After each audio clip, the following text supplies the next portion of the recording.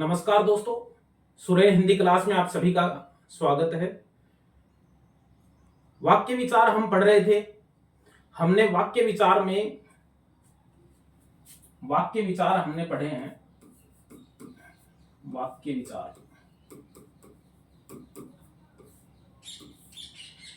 विचार में हमने वाक्य के अंग, रचना के आधार पर वाक्य कितने प्रकार के होते हैं वो पढ़े हैं। सरल वाक्य, संयुक्त वाक्य, मिश्र वाक्य। मिश्र वाक्य जो होता है उसमें जो आश्रित उपवाक्य होता है वो 3 प्रकार का होता है, वो भी हमने पढ़ा है। संज्ञा आश्रित उपवाक्य, विशेषण आश्रित उपवाक्य, क्रिया विशेषण आश्रित उपवाक्य। ये तीनों प्रकार के आश्रित उपवाक्य भी हमने पढ़े हैं। अब हम पढ़ेंगे अर्थ की दृष्टि से वाक्य के प्रकार, यानी अर्थ की दृष्टि से वाक्य 8 प्रकार का होता है। 8 प्रकार का होता है, ये हम यहां पर पढ़ेंगे। ये ध्यान में रखना है, 8 प्रकार का होता है। ये प्रश्न आता है, अर्थ के आधार पर वाक्य 8 प्रकार का होता है, रचना के आधार पर वाक्य 3 प्रकार का होता है। सरल वाक्य, संयुक्त वाक्य, मिश्र वाक्य। अर्थ की दृष्टि से या अर्थ के आधार पर वाक्य 8 प्रकार का होता है, हमें ये पता होना चाहिए। कई बार उदाहरण आ जाता है, वाक्य दे देते हैं नीचे कि निम्न में से कौन सा वाक्य है, या फिर वाक्य की परिभाषा ऊपर दे देते हैं, इसका उदाहरण निम्न में से कौन सा है ये दे देते हैं। प्रश्न ये आता है, सरल प्रश्न। ये प्रश्न भी आया हुआ है कि अर्थ की दृष्टि से या अर्थ के आधार पर वाक्य कितने प्रकार का होता है? 8 प्रकार का होता है। अब देखिए, पहला है विधानार्थक।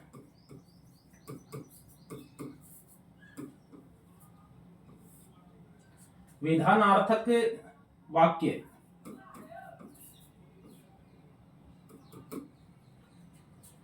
8 प्रकार के वाक्यों में विधानार्थक वाक्य जो है कौन सा होता है? अब इसको हम विधानवाचक भी कह सकते हैं। विधानवाचक वाक्य या विधानार्थक वाक्य। विधानार्थक वाक्य वह वाक्य होता है, यानी जिस वाक्य में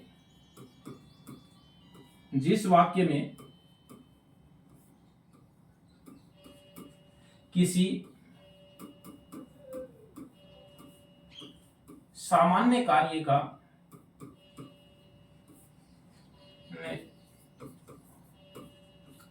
को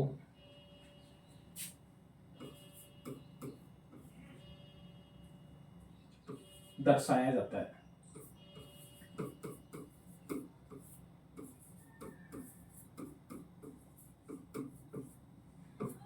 या फिर जिस वाक्य में किसी सामान्य कार्य का होना बताया जाए, जिस वाक्य में किसी सामान्य कार्य के पूर्ण होने को बताया जाए, जिस वाक्य में किसी सामान्य कार्य को दर्शाया जाए, उसे विधानार्थक वाक्य कहते हैं। उसे विधानार्थक वाक्य कहते हैं।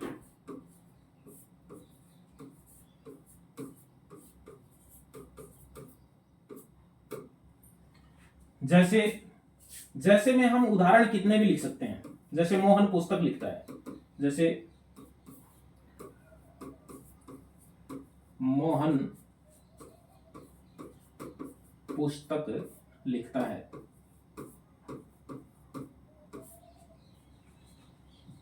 जैसे मोहन पुस्तक लिखता है।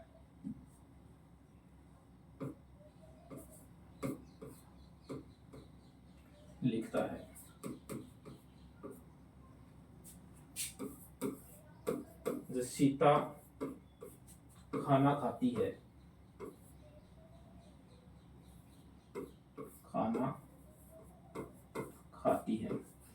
या खाना बनाती है। किसी भी सामान्य कार्य का जिक्र हो जिसमें वो विधानार्थक वाक्य होता है।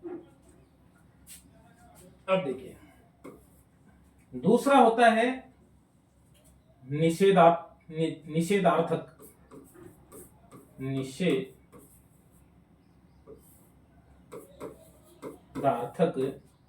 वाक्य।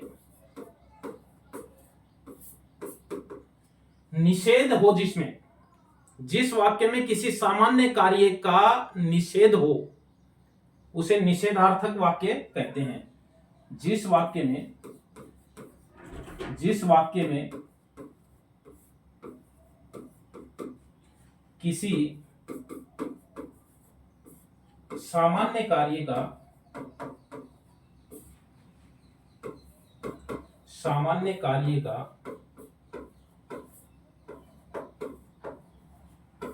निषेध हो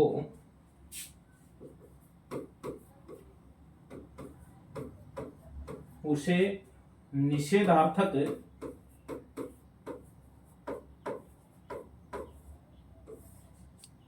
वाक्य कहते हैं।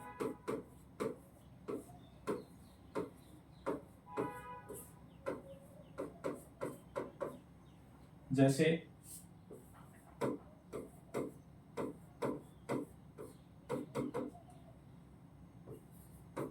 मोहन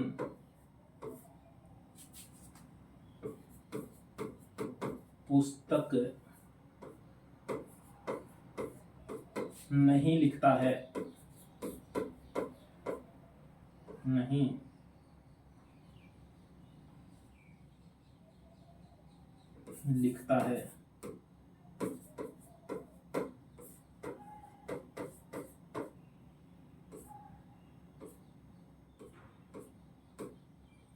जैसे मोहन पुस्तक नहीं लिखता है, ये निषेधार्थक वाक्य हो गया। सामान्य कार्य का निषेध जिस वाक्य में हो वो निषेधार्थक हो गया या निषेधवाचक हो गया। तो वाक्य पहला विधानार्थक जिसमें सामान्य कार्य के होने को दर्शाया जाए, दूसरा निषेधार्थक जिसमें किसी सामान्य कार्य का निषेध हो, तीसरा वाक्य होता है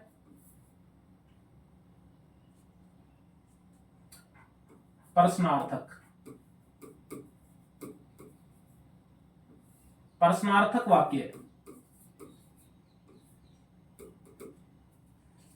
जिस वाक्य में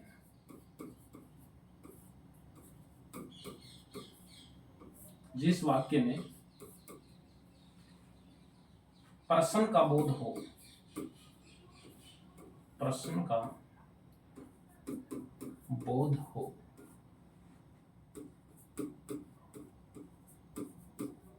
उसे प्रश्नवाचक या प्रश्नार्थक वाक्य कहते हैं। प्रश्नार्थक वाक्य कहते हैं।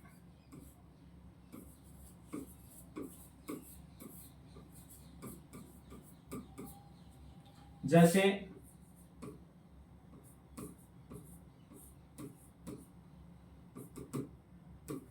तुम कहां जा रहे हो, जा रहे हो।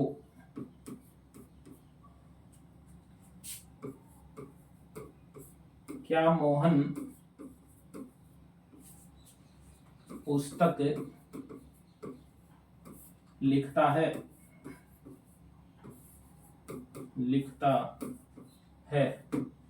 इस तरह से ये प्रश्नार्थक वाक्य जो है वो हो गए। देखिए 4 नंबर पे है आज्ञार्थक या आज्ञावाचक। आज्ञार्थक वाक्य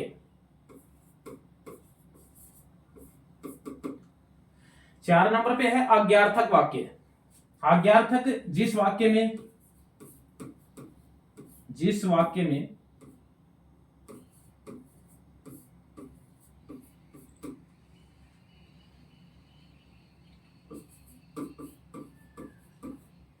किसी आज्ञा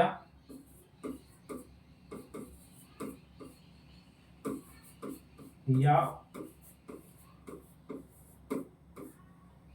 उपदेश का बोध हो,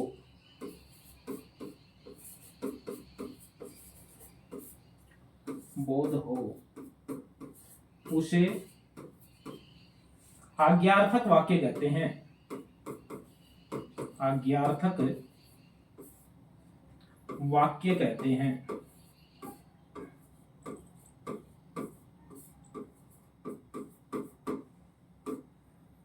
जैसे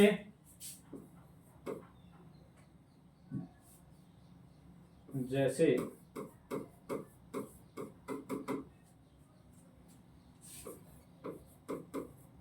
आप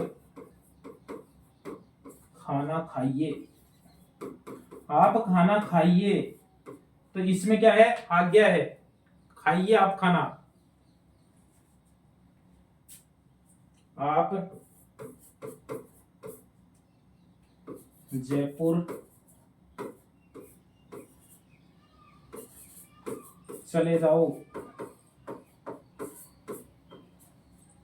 इसमें भी आज्ञार्थक है। अब देखिए, ये प्रश्नार्थक है और ये आज्ञार्थक है 4 नंबर का। 5 नंबर का वाक्य है इच्छार्थक, इच्छार्थक वाक्य। जिस वाक्य में, जिस वाक्य में वक्ता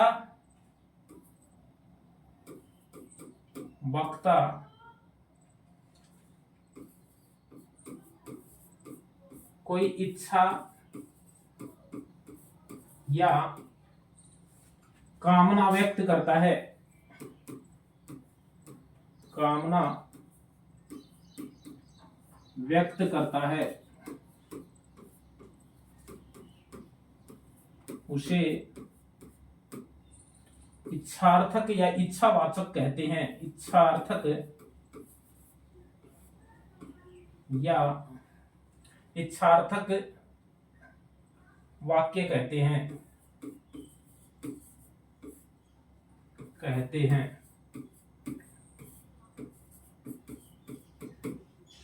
जैसे जैसे ईश्वर तुम्हें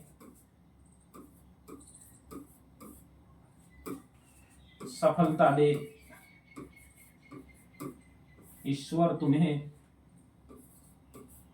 सफलता दे। 6 नंबर का वाक्य होता है संदेहार्थक, संदेहार्थक वाक्य। यानी जिस वाक्य में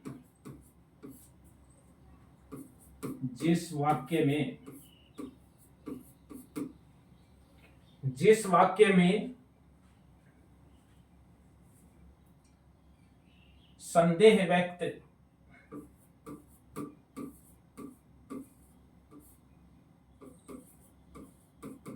व्यक्त होता है,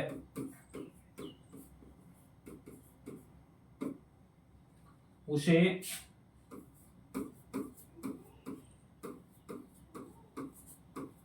संदेहार्थक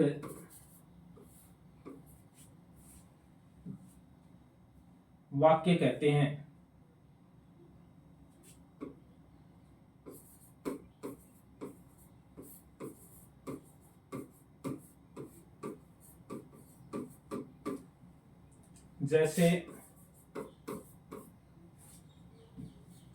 जैसे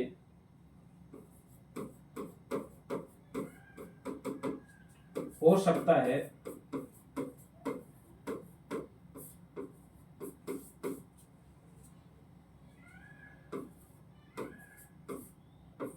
कल वर्षा हो, यानी संदेह हो, जिसमें ऐसा कार्य जिसमें संदेह हो या संदेह व्यक्त किया जाए या संभावना व्यक्त की जाए, संदेहार्थक होता है। देखिए 7 नंबर का जो वाक्य होता है, इस प्रश्न सबसे ज्यादा आता है संकेतार्थक वाक्य।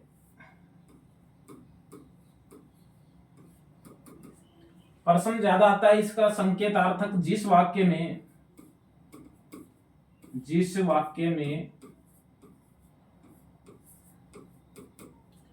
किसी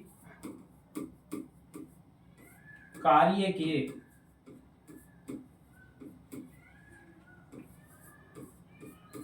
पूर्ण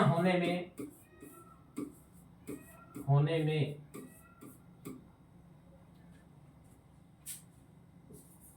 किसी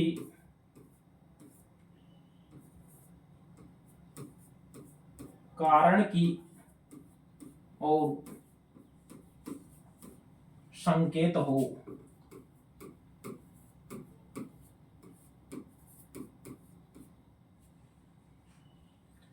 तो उसे संकेतार्थक या संकेतवाचक वाक्य कहते हैं।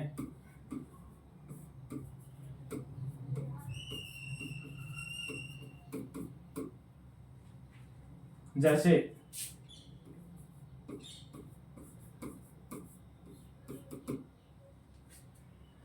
संकेतार्थक वाक्य यानी जिस वाक्य के पूर्ण होने में किसी कारण की ओर संकेत हो कि ये कारण क्या हो सकता है। तुम मेहनत करोगे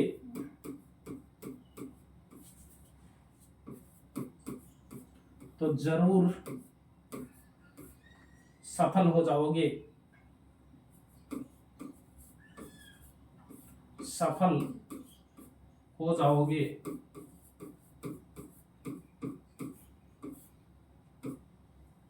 तुम मेहनत करोगे तो जरूर सफल हो जाओगे, ये कारण की ओर संकेत है कि ये ऐसा कार्य ऐसा करोगे तो ऐसा हो जाएगा। तो यानी कारण की ओर संकेत, कार्य के पूर्ण होने में किसी कारण की ओर संकेत इसमें किया जाता है। संकेतार्थक वाक्य जो है वो कहलाता है। 8 नंबर का पढ़ लेते हैं। 8 नंबर का है विस्मयार्थक। विस्मयार्थक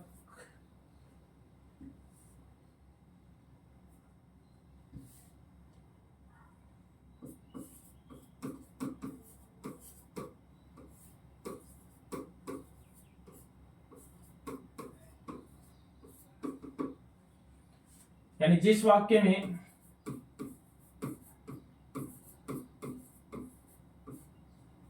विस्मय के साथ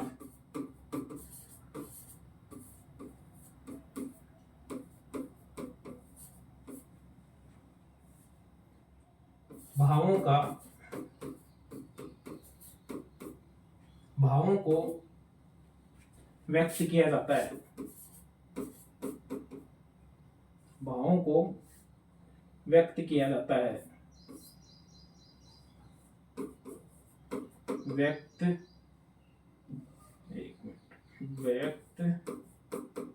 किया जाता है।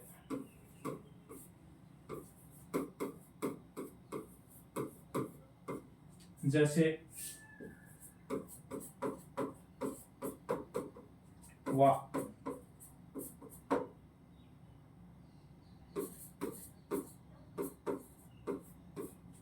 तुमने तो कमाल कर दिया, तुमने तो कमाल कर दिया, तुमने तो कमाल कर दिया। अब देखिए ये 8 प्रकार के वाक्य हैं। एक छोटा सा रिवीजन करते हैं। हमने वाक्य विचार पढ़ा है। मैंने बताया था व्याकरण में 3 विचार हैं, वर्ण विचार, शब्द विचार, वाक्य विचार। शब्द विचार के कुछ बिंदु हमने पढ़े हैं। सबसे बड़ा शब्द विचार है, सबसे महत्वपूर्ण भी शब्द विचार है। वाक्य विचार छोटा है, वर्ण विचार भी छोटा है, लेकिन उसमें कुछ गंभीरता है। वाक्य विचार में हमें वाक्य के 2 अंग होते हैं, वो पढ़े हैं, उद्देश्य और विधेय। रचना के आधार पर 3 वाक्य हमने पढ़े हैं, सरल वाक्य, संयुक्त वाक्य, मिश्र वाक्य। 3 वाक्य पढ़े हैं। मिश्र वाक्य में जो उपवाक्य, आश्रित उपवाक्य होता है वो 3 प्रकार का होता है, वो भी हमने पढ़ा है। और अर्थ की दृष्टि से वाक्य 8 प्रकार का होता है, वो हमने अब पढ़ा है। अर्थ की दृष्टि से 8 प्रकार का होता है। पहला प्रश्न तो ये है 8 प्रकार में कौन से हैं? विधानार्थक, इसको विधानवाचक भी कह सकते हैं। विधानार्थक वाक्य वह वाक्य होता है जिसमें किसी साधारण कार्य को दर्शाया जाता है या साधारण कार्य को पूर्ण होता दिखाया जाता है, वो होता है विधानार्थक। विधानार्थक वाक्य या विधानवाचक वाक्य, जैसे मोहन पुस्तक लिखता है, सीता खाना खाती है। जो भी सामान्य कार्य में हम सरल वाक्य बनाते हैं वो विधानार्थक अर्थ की दृष्टि से वाक्य होता है। दूसरा है निषेधार्थक। निषेधार्थक में क्या होता है कि जो सामान्य कार्य होता है उसका निषेध दिखाया जाता है, सामान्य कार्य का ही निषेध दिखाया जाता है। निषेधार्थक या निषेध वाक्य वाचक वाक्य कहते हैं। जैसे मोहन पुस्तक नहीं लिखता है या सीता खाना नहीं खाती है, तो ये क्या हो गया, ये निषेधार्थक हो गया, ये निषेध वाचक वाक्य हो गया। तीसरा प्रकार है इसमें, अब देखिए तीसरा प्रकार है इसमें प्रश्नार्थक या फिर प्रश्नवाचक वाक्य। प्रश्नवाचक वाक्य यानी जिस वाक्य में प्रश्न का बोध होता है, जिस वाक्य में प्रश्न का बोध होता है या प्रश्न किया जाता है, जिस वाक्य में प्रश्नार्थक वाक्य कहते हैं। जैसे तुम कहां जा रहे हो, क्या मोहन पुस्तक लिखता है, यानी प्रश्नवाचक शब्दों से जो 6 ककार होते हैं उनसे निर्मित ये हैं। चौथा है आज्ञार्थक या फिर आज्ञावाचक वाक्य। आज्ञावाचक में क्या होता है कि किसी आज्ञा या उपदेश का बोध होता है, वाक्य के अंदर किसी आज्ञा या आज्ञा या उपदेश का बोध होता है। जैसे आप खाना खाइए या आप जयपुर चले जाओ, इसमें एक आदेशात्मक भाषा भी हो सकती है और आज्ञात्मक भाषा भी हो सकती है और उपदेशात्मक भाषा भी हो सकती है। ये 4 नंबर के वाक्य में। 5 नंबर का है इच्छार्थक या इच्छावाचक वाक्य। इच्छार्थक में क्या होता है कि जिस वाक्य में वक्ता, कहने वाला जो होता है, वक्ता जो है वो कोई इच्छा या कामना व्यक्त करता है, उसे इच्छार्थक वाक्य कहते हैं। जैसे ईश्वर तुम्हें सफलता दे, मैं ये कामना करता हूं कि ईश्वर तुम्हें सफलता दे। 6 नंबर का है संदेहार्थक, जिसमें संदेह हो और साथ साथ कुछ संभावना का वाक्य भी हो सकता है, ये ध्यान में रखना है। संदेहार्थक वाक्य जिस वाक्य में संदेह व्यक्त होता है, संदेहार्थक वाक्य कहलाता है। हो सकता है कल वर्षा हो। 7 नंबर का जो है वो जो सबसे ज्यादा आता है वो है संकेतार्थक या संकेतवाचक वाक्य। संकेतार्थक में क्या होता है कि जिस वाक्य में किसी कार्य के पूर्ण होने में किसी कारण की ओर संकेत होता है, जिस वाक्य में किसी कार्य की पूर्ण होने में किसी कारण की ओर संकेत होता है, तो यह होता है संकेतार्थक या संकेतवाचक। जैसे तुम मेहनत करोगे तो जरूर सफल हो जाओगे। 8 नंबर का है विस्मयार्थक या विस्मयबोधक वाक्य। अर्थ की दृष्टि से 8वां प्रकार है विस्मयार्थक, यानी जिस वाक्य में विस्मय के साथ भावों को व्यक्त किया जाता है, यानी जिस वाक्य में विस्मय तो होता ही है लेकिन विस्मय के साथ भावों को व्यक्त किया जाता है, तो विस्मयार्थक वाक्य होता है। जैसे वाह तुमने तो कमाल कर दिया या वाह तुमने कमाल कर दिया। तो इस तरह से वाक्य जो है वो अर्थ की दृष्टि से 8 प्रकार के होते हैं। तो हम फिर मिलेंगे किसी अच्छे बिंदु के साथ, तब तक के लिए बाय, धन्यवाद।